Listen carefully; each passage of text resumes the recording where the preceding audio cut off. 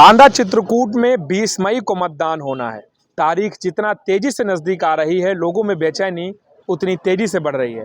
अब आप अंदाज़ा लगाइए कि लोग इतने बेचैन हैं तो वो नेता कितने बेचैन होंगे जो 5 साल बाद नज़र आते हैं। वो नेता कितने बेचैन होंगे जिन्हें अपनी जीत दूर नज़र आ रही है, पास नज़र आ रही है। हमारे साथ मारकुंडी के लोग होंगे, वो क्षेत्र जो डकैतों के इर्द गिर्द चुनाव को देखता नजर आया। दशकों तक यहाँ पर डकैतों के फरमान चलते रहे, लेकिन इस बार लोकसभा का चुनाव यहाँ के लोग बिना किसी भय और बिना किसी चुनौती के मतदान करेंगे। ये मतदान कितना प्रभावी होगा, यहाँ के लोगों से बात करते हैं और जानने की कोशिश करते हैं कि दलों का प्रचार और लोगों के मन की बात कितनी मेल खाती है। ग्राउंड जीरो में आपका स्वागत है। मैं अनुज हनुमत आपके साथ हूँ।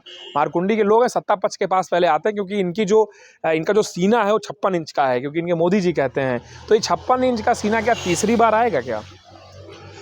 अब देश में तो देख ही रहे हैं लगातार जो है तो मोदी जी के पक्ष में जनता का रुझान बहुत अच्छा है और जितनी वोटिंगें हुई हैं तो इसमें अनुमान भी लगाया गया है कि मोदी सरकार के लिए अच्छा समर्थन मिला।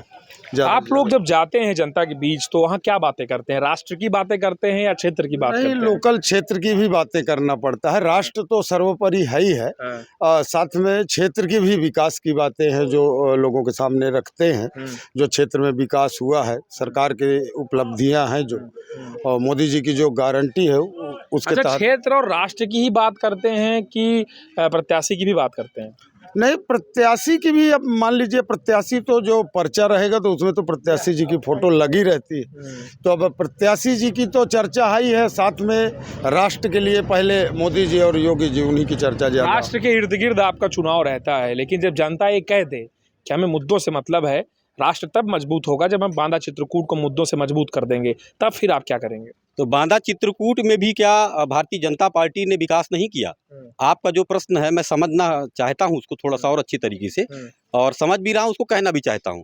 क्योंकि लोकतंत्र में जनप्रतिनिधि के नाते भारतीय जनता पार्टी या किसी दल की तरफ से भी एक जो है कैंडिडेट भेजा जाता है। तो भारतीय जनता पार्टी की तरफ से यदि श्री आर के पटेल जी को पुनः सांसद प्रत्याशी बनाया गया है तो हमारे आपके आकलन की तरह से तो ठीक है।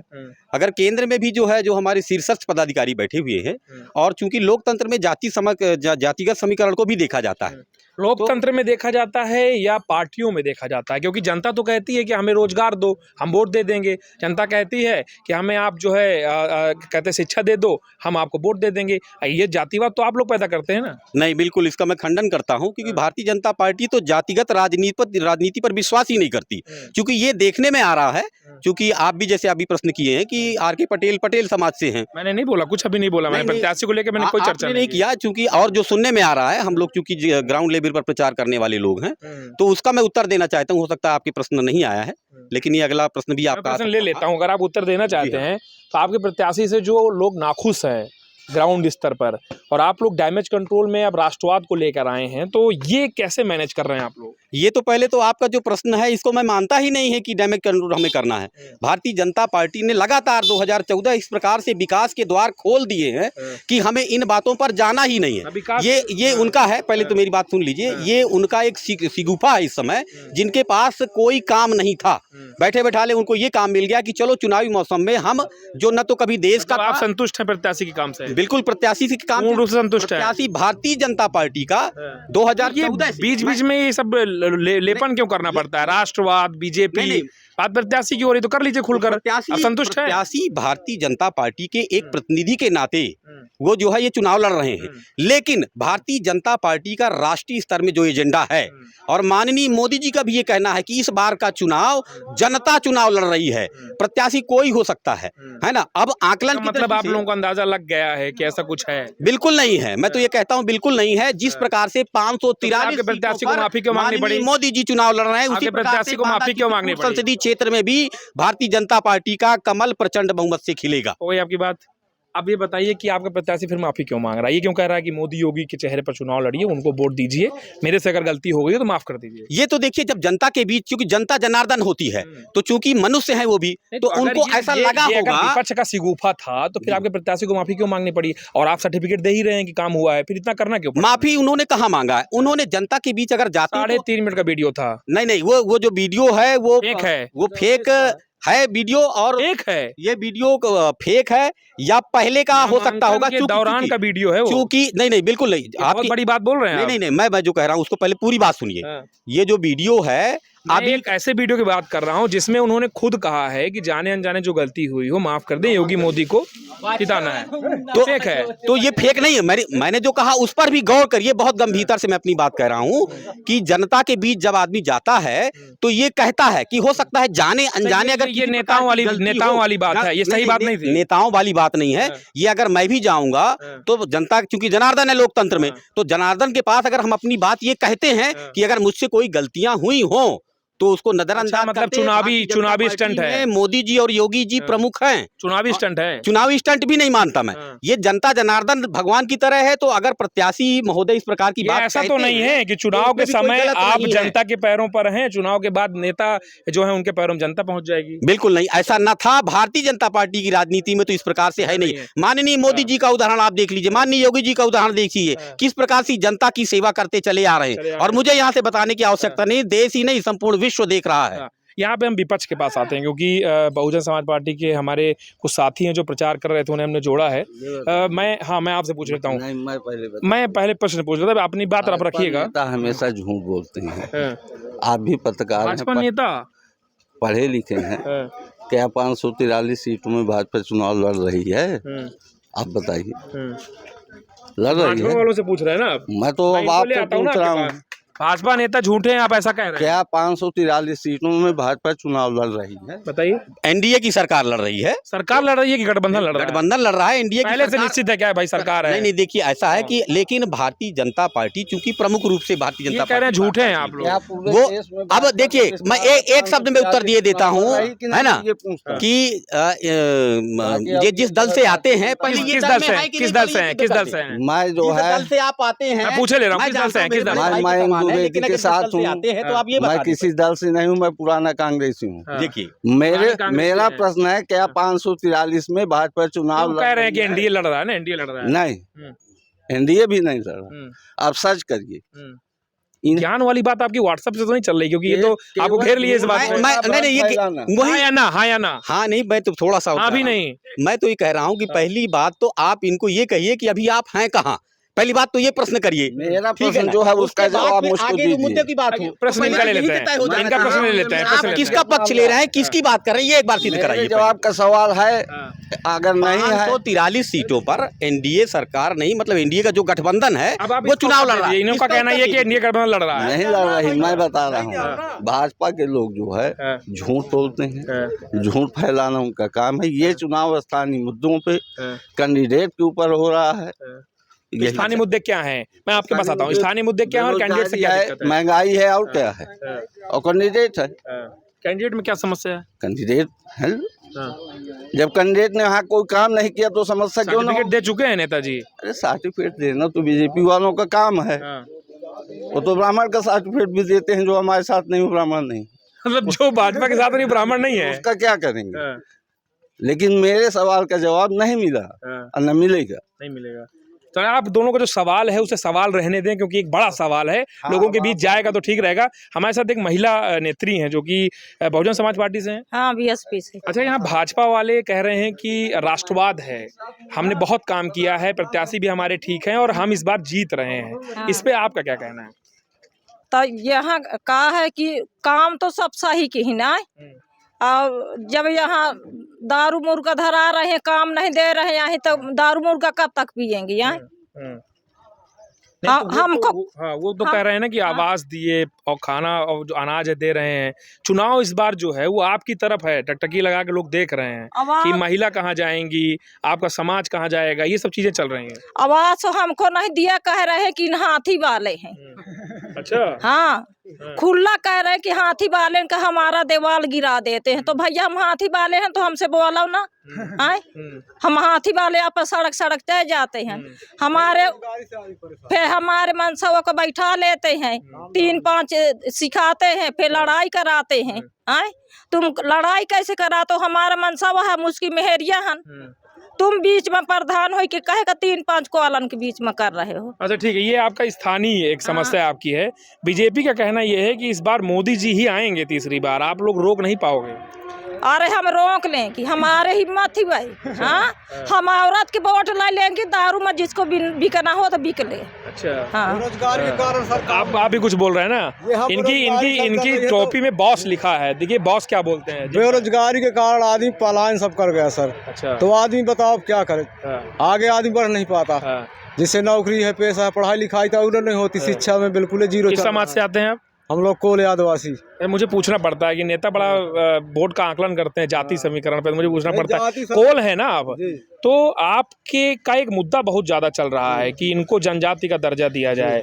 ये पता है आपको, ये मुद्दा उठ रहा है आपके समाज से? हाँ जी पता। क्या है मुद्दा? ये है कि जनजात का दर्जा मिले तो जिससे 12 पास है लड़का तो नौकरी पा सकता है, और गरीब आदमी 12 पढ़ा ले तो मान बहुत है, कमा धमा के 3000। ये मुद्दा बीजेपी वाले क्यों नहीं उठाते हैं? मैं मनोज जी से आपसे ले लूं प्रश्न का उत्तर। बिल्कुल बिल्कुल, क्या उनसे ले लूं? उधर आप भी तो भाजपाई हैं, भाजपाई तो हैं आप। अरे आपसे ले लेते हैं, आप पुराने भाजपाई हैं। कोल आदिवासी जो हैं, मैं आदिवासी बोल दे रहा हूँ, उनको दर्जा नहीं है। यूपी में आप लोग उनका मुद्दा रखते क्यों नहीं? उन्हें जनजाति का दर्जा दे दें आप लोग। समय आने पर रखना जाएगा उनका भी मुद्दा। कौन सा समय आएगा, कब आएगा? हमारी सरकार है, उसके विचार विमर्श कर रही है उस विषय में। मध्य प्रदेश में हमारी सरकार तो आदिवासी मुद्दा दे रखी है, आदिवासी जनजाति में है ये लोग। यहाँ आप लोग दिए थे मध्य प्रदेश में? आप लोग दिए थे? हम लोग दिए किए हमको नहीं, है वहाँ हमें जानते, ये भी नहीं पता है, ये हमको जानकारी नहीं कब हुआ, लेकिन वर्तमान में वहाँ कोल समुदाय आदिवासी में ही है। तो कोल तो कह रहा है ना कि हम पलायन कर रहे हैं, आप हमको अगर आवास दे रहे हैं तो ठीक है, लेकिन ये पलायन तो नहीं रोक पा रहे ना आप। कोल कहाँ पलायन कर रहा है? कोल कहाँ पलायन कर रहा है? इधर आ जाइए ना, आप बहुत दूर चले गए हैं, आप थोड़ा बात कर लेते हैं ना इनसे। बॉस के पास चलते हैं ना, इधर चलते हैं, इधर आइए, इधर आप इधर आ जाइए, आप भी आ जाइए, चलिए इधर आ जाइए। बीजेपी वाले 2 बार आए हैं ना सरकार में, इधर आ जाइए। ये कह रहे हैं कि पलायन वलायन हुआ नहीं कोलों का। अरे सर पूरा पलायन हो गया, अभी लगन रही तो लगन में आए, पूरे आदमी निकल गए, यहाँ कोई आदमी नहीं है, वोट बैलेंस घट रहा है उनके बिगड़। ये आपके गाँव नहीं जाते क्या? जाते हैं, हमारे गांव के ही है। आपको नहीं पता कोलों का पलायन हो रहा है? 80% लोग गांव में हैं। 80%? हाँ, 10-20 लोग। अभी तो मैं ही एक गांव में गया था, वहाँ कोई नहीं था। 20% लोग मिला होगा आपको। बेरोजगारी से पूरा देश जूझ, हम राष्ट्रीय आदिवासी हैं, अधिकार से वंचित है। हम राष्ट्रीय आदिवासी हैं। द्रौपदी, आप क्या सहमत है इस चीज से कि पलायन नहीं हो रहा है? पहले तो महोदय गांव में रह के हम द्रौपदी मुर्मू राष्ट्रपति हुई तो आरक्षण केवल किसको भी दिया गया? गुणवाना आदिवासी जो, तो उसमें जातवाद क्या किया गया? जब हम राष्ट्रीय आदिवासी हैं, पूरा देश पलायन कर गया, भूखमरी छाई है, गरीब बिन दवा का मर रहा है। आपसे मैं ले लेता हूँ, आप युवा दिख रहे हैं मुझे, क्या बोल रहे थे आप?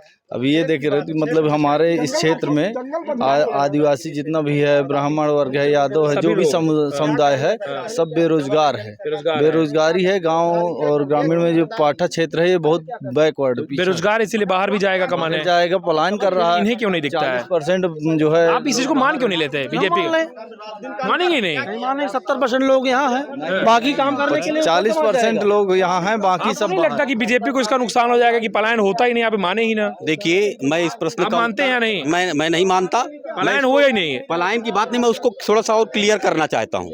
पलायन का मुद्दा नहीं है, क्या है कि देखिए सबकी अपनी एक महत्वाकांक्षाएं होती हैं, है ना। जैसे मजदूरी का एक है औसतन, तो अगर कहीं से मजदूरी का उनको ज़्यादा लालच मिलता है या वो ज़्यादा कमाना चाहते हैं। अभी ट्रेनों में मैं खुद ही देखता हूँ, शाम को ट्रेनें फुल रहती हैं, क्षेत्र के लोग बाहर जाते हैं कमाने के लिए, रोजगार है नहीं यहाँ पे, और आप लोग तो एकदम पूरा का पूरा डाक गए मामला ही। नहीं, बिल्कुल नहीं, बिल्कुल नहीं। इसको जो है क्योंकि कोरोना पीरियड में देखने को मिला था। हाँ, ये है कि पाठा की स्थिति भारतीय जनता पार्टी ने संवारी, इसके पहले की स्थिति दयनीय थी, जिसका खामियाजा आज भी अभी भोगना पड़ रहा है। इतने कम समय में भारतीय जनता पार्टी ने इस बेरोजगारी समस्या के लिए पलायन को रोकने का प्रयास किया है। अब आने वाले समय में मैंने आपके ही एक जनप्रतिनिधि से पिछले विधानसभा चुनाव में मैंने पूछा था कि पलायन के लिए आप क्या करेंगे। वो चुनाव लड़ रहे थे, विधानसभा का चुनाव था, मैंने उनसे पूछा था तो वो बोले भगवान भी नहीं रोक सकता पलायन, और आप तो बोल रहे पलायन है ही नहीं। ये उनका व्यक्तिगत उत्तर हो सकता होगा, वो कितने सक्षम थे उसको उत्तर देने में, या जनता से कितने जो है जुड़े हुए थे, ये तो वही जानेंगे। मेरे साथ एक आंचलिक पत्रकार भी हमारे हैं जो जिले में खबरें कवर करते हैं। देखिए सचिन जी, ये बताइए कि जो भाजपा के साथी कह रहे हैं कि पलायन नहीं है, पलायन जैसा कुछ नहीं है, और अगर कुछ था तो कोविड तक था, कोविड के बाद स्थिति सुधरी है, भाजपा की सरकार आई है। मामले से डांकना, या जैसे भाई का कहना था कि पलायन बहुत अधिक है, इस तरीके के मुद्दों में आप सीधे बात करना पसंद करेंगे, या आप भी कहेंगे कि नहीं कुछ नहीं है, सब ठीक है? नहीं, बिल्कुल ये तो नहीं कहेंगे, विकास जो भी हुआ ठीक हुआ है, लेकिन पलायन पर कोई भी मुद्दा नहीं उठा कभी भी चुनाव में, ना ही कोई सदन में ऐसा मुद्दा उठाया गया है कि यहाँ पे बेरोजगारी है, यहाँ का पलायन रुक सके। इस दिशा में किसी भी जनप्रतिनिधि ने कभी भी सदन में कोई बात नहीं की है। और पलायन ये है, स्थिति ये है कि यहाँ का 80% लोग जो है बम्बई, दिल्ली या बड़े शहरों की ओर पलायन कर जाते हैं रोजगार न होने की वजह से। डबल इंजन की भी सरकार रही है, उसने भी कोई काम नहीं किया है रोजगार को लेकर के कि यहाँ का पलायन रुक सके। जो मनरेगा योजना चलाई जा रही है वो सचिव प्रधान ही उसका लाभ उठा रहे हैं, बाकी मजदूरों को कुछ नहीं मिल पा रहा है जी। अच्छा, मुद्दों की अगर बात करें तो जैसे भाजपा का कहना ये है कि सब कुछ ठीक है, और एक पार्टी का कहना इसलिए भी ठीक है क्योंकि उसे वोट चाहिए। सब कुछ ठीक कहेंगे तभी वोट मिलेगा। आप क्या मानते हैं इस बार किन मुद्दों का चुनाव हो रहा है, और इस बार अगर चुनाव होगा तो क्या प्रभाव पड़ेगा कुछ मुद्दों का? बिल्कुल मुद्दों का प्रभाव पड़ रहा है। इस बार जो है परिवर्तन की लहर है, परिवर्तन की आंधी तेज हो गई है, क्योंकि क्षेत्र में कुछ भी नहीं हुआ है। लोग बिल्कुल सरकार से खपा हैं। इस बार यहाँ पे किसानों की सिंचाई के लिए भी कोई भी व्यवस्था नहीं की गई, ना ही पलायन रुका है अभी तक। पेयजल की सबसे बड़ी समस्या है यहाँ की, पेयजल की समस्या पर ही कोई बात नहीं की गई। मतलब गर्मी के दिनों में ये स्थिति हो जाती है इस क्षेत्र की कि पानी की तलाश लोगों की दिनचर्या बन जाती है, लेकिन पानी पेयजल को लेकर के किसी सरकार ने यहाँ पे कोई भी व्यवस्था ऐसी नहीं की जिससे ठोस पहल करके यहाँ की पेयजल समस्या का निस्तारण हो सके। किसी भी सरकार ने बात नहीं की। पाठा जल कल योजना आई थी, वो भी फ्लॉप हो गई। और ये जो सरकार की हर घर जल योजना चल रही है, ये भी मुझे नहीं लग रहा कि सफल हो पाएगी। अच्छा, जनता से राय ले लेते हैं पलायन को लेकर, क्योंकि रोजगार है और बहुत सारे फ़ोन मेरे पास आते हैं। लोग कहते हैं कि शहर से अगर गाँव आ जाएँ, गाँव घर आ जाएँ तो ठीक रहेगा। आप कहाँ से हैं? कुछ आप चबाओ बाबेरे, कहाँ से हैं आप कहाँ से हैं? हम भैया हम नहीं। आप कुछ बोलेंगे? ये बताइए, साइकिल से आप चल रहे हैं, आपकी बात जो होगी वो सही होगी क्योंकि आप साइकिल से रोड में चल रहे हैं। पलायन है, बाहर लोग कमाते हैं, इस बात को आप मानते हैं रोजगार नहीं है? कोई रोजगार नहीं है, कोई रोजगार नहीं। आपका बच्चा कहाँ रहता है? हमारा बच्चा रहता है बम्बई में, काम करता है। बम्बई में काम करता है? अच्छा, क्या करें, मजबूरी। तो अगर यहाँ रोजगार हो जाए तो यहाँ आ जाए। हाँ बिल्कुल आ जाए। पलायन का पता यहाँ नहीं चलेगा। आप कोलकुलान चले जाएं और वहाँ कितने लोग गांव में है, कितने लोग बाहर हैं, इससे जो है पलायन का पता। ठीक है, चलिए ये बात यहाँ पे और करते हैं आगे, क्योंकि बात आई है पानी की, बात आई है उस विकास की जो विकास प्रधान जी से पता लगेगा, क्योंकि प्रधान प्रतिनिधि हैं आप अमचूर निरुआ के। आप एक चीज़ ये बताइए कि आपका जो पंचायत है वो कोल समुदाय का बाहुल्य क्षेत्र है। आपको क्या लगता है कि अगर रोजगार ज़्यादा आप कर पाते, आप लोग, आपकी सरकार कर पाती, तो यहाँ से कम पलायन होता? वैसे आपके साथी मान नहीं रहे कि पलायन है। देखिए, जैसे अब रोजगार के लिए है तो आप जान ही रहे हैं, टाइगर रिजर्व क्षेत्र है। मेरी ग्राम पंचायत में एक कंपनी खोलने के लिए आई थी, ओम नमो नारायण करके, पर यहाँ टाइगर रिजर्व होने के नाते उस कंपनी को नहीं जो है तो NOC वगैरह मिली है, इस कारण विवादित में फंसी है। रोजगार तो चाहिए, मान लीजिए लोकल में रोजगार मिल जाएगा तो लोगों को बाहर नहीं। आप भी बाहर गए थे? मैं भी बाहर गया। तो ये भी रहते बाहर ही हैं, आप भी बाहर ही रहते हैं?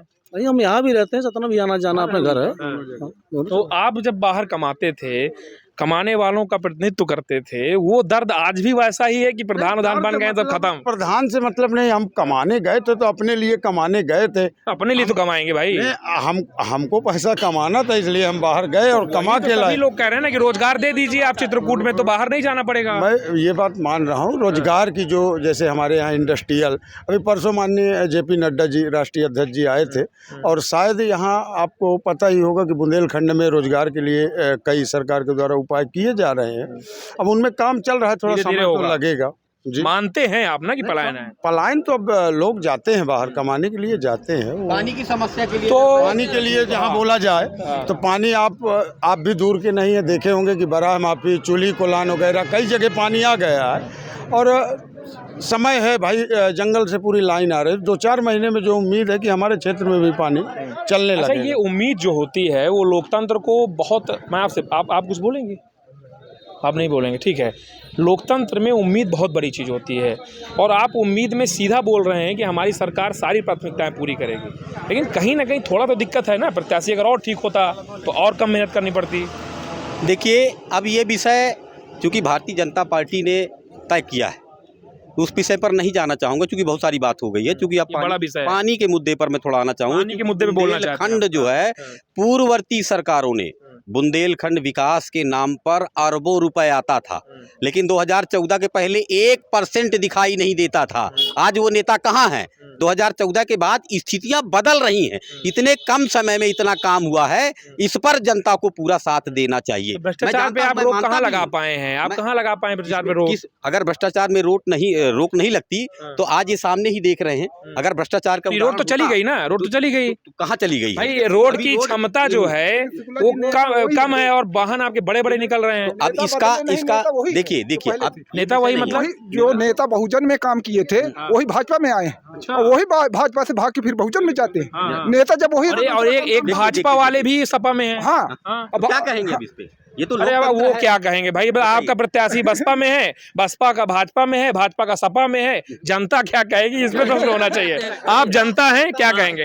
मैं ये कहना चाहता हूँ, सब इधर उधर हैं। नहीं, भारतीय जनता पार्टी के जो नेता हैं इनसे ये पूछना चाहता हूँ, 5 साल तक ये कहाँ थी? अच्छा, सांसद जी, ठीक है ना? मैंने सोचा देव जी कहाँ? नहीं, देव जी सांसद जी, जो कि चुनाव आया, चुनाव आने पे आए, ठीक है ना? और ये लोग इस शिक्षा के बारे में कभी नहीं सोचे। तो आप खुशकिस्मत हैं कि 5 साल में आए। बहुत सारे लोग तो बोलते हैं 5 साल में नहीं आए। नहीं, 5 साल में दर्शन देने आए हैं, बस हो गए। जैसे सूर्य नारायण निकल आए, कभी कभार जैसे बादल में हो जाता है। तो ये शिक्षा के बारे में कभी नहीं सोचे। आज तक हो गया, कभी भी इटवा से लेके बराह माफी तक आप इंटर कॉलेज एक भी नहीं पाएंगे। तीसरी बात, आप यहाँ तक एक ITI कॉलेज एक खुला हुआ है जो कि मानीपुर है। इटवा और मानीपुर की दूरी बहुत दूर है, क्योंकि मारकुंडी भी ये चीज़ होना चाहिए। ये नेताओं को सोचना चाहिए, जो कि लोकल के नेताओं को, और जो सांसद लोग होते हैं, विधायक। बड़ी बात कह दी आपने। और बड़ी बात सचिन जी इसलिए हो गई क्योंकि जब कोई सिलेक्शन होता है तो लोग बोलते हैं भौरी का हो गया, लोग बोलते हैं रायपुरा से हो गया, लोग बोलते हैं बांदा से हो गया, लोग ये भी बोलते हैं कि भाई मऊ से हो गया, और अभी तो फिलहाल आपके पाठा में बहलपुरा क्षेत्र से हो गया।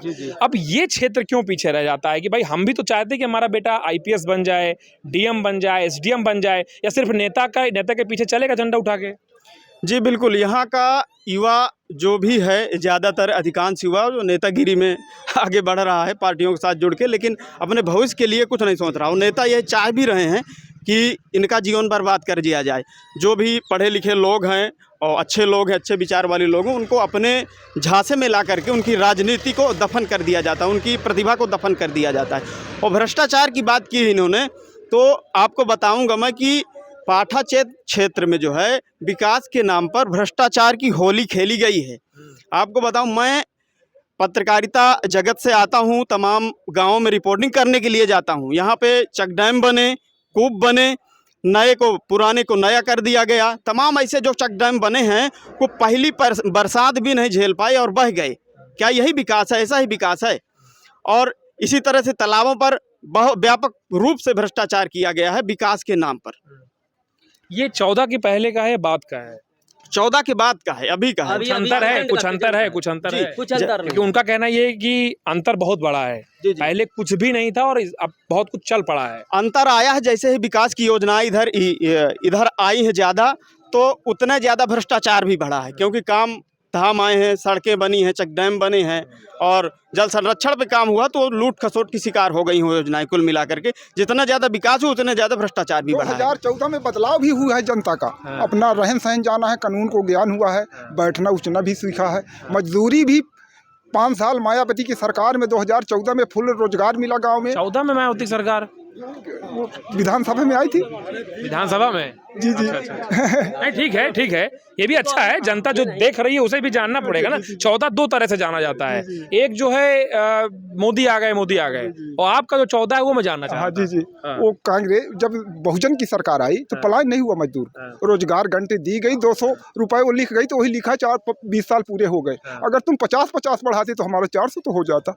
रोजगार के रेट की तो बात छोड़ो। 2 दिन से बहन जी ने आकाश आनंद को तो हटा दिया ना। उन्होंने कहा कि अपरिपक्वता है, बहुत बोलते हैं। ऐसा नहीं, फायर ब्रांड नेता थे, उन्होंने कहा बीजेपी वाले आतंकवादी हैं। नहीं, वो बोलने का थोड़ा से चूक हो गई, उससे वो माफी मांगा। ये इस बात को हटाना चाहिए था कि नहीं? जी, लड़का ठीक था, वो ठीक था। अब यह कि सुधार किया जाएगा तो समाज के लिए अच्छा निकल वापस लाया जाएगा। जी। ठीक है, तो ये मारकुंडी के लोगों की राय थी, जो जनमत को मजबूत भी कर सकती है और उसे आईना भी दिखा सकती है। अब ये 20 मई को पता लगेगा और उसके बाद इसकी पूरी पिक्चर साफ होगी 4 जून को जब मतगणना होगी, तब पता लगेगा कि बांदा चित्रकूट की जनता ने राष्ट्रवाद पे वोट दिया है या बांदा चित्रकूट की जनता ने अपने घर की आवाज़, अपने क्षेत्र के मुद्दे या बाहर रह रहे जो पलायन करने वाले बच्चे हैं उनके हक में वोट देकर उसकी जो कीमत है वो चुकता की है। वीडियो जर्नलिस्ट आकाश के साथ अनुज हनुमत, ग्राउंड जीरो, मारकुंडी।